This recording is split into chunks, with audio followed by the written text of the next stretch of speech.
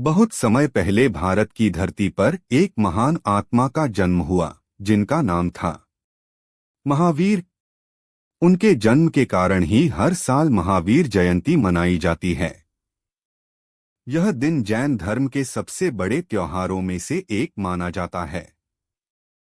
एक भगवान महावीर का जन्म लगभग 599 ईसा पूर्व में बिहार के एक नगर वैशाली के पास कुंडलपुर नाम की जगह पर महावीर का जन्म हुआ। उनके पिता का नाम सिद्धार्थ और माता का नाम त्रिशला था। कहा जाता है कि जब महावीर का जन्म हुआ तब पूरे राज्य में खुशी की लहर दौड़ गई। लोग मानते थे कि यह बालक आगे चलकर दुनिया को शांति और अहिंसा का रास्ता दिखाएगा। बचपन से ही अलग थे महावीर। महावीर बचपन से ही बहुत शांत और दयालु थे। उन्हें किसी भी जीव को दुख देना पसंद नहीं था। छोटे छोटे जानवरों की भी वे रक्षा करते थे।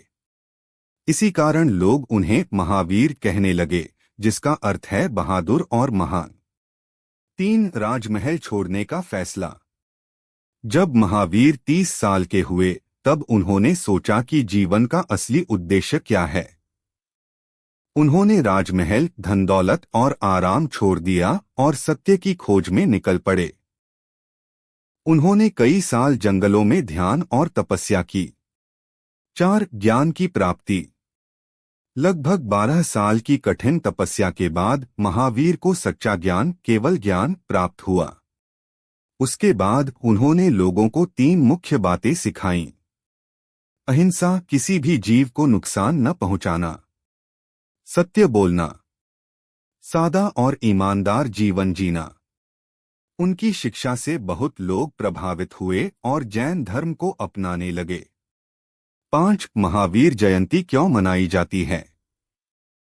महावीर जयंती इसलिए मनाई जाती है क्योंकि इसी दिन भगवान महावीर का जन्म हुआ था।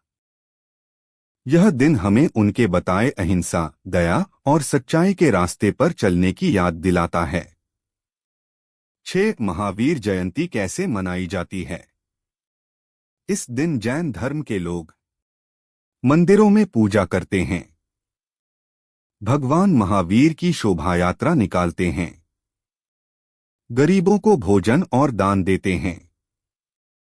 उनके उपदेश सुनते और सुनाते हैं।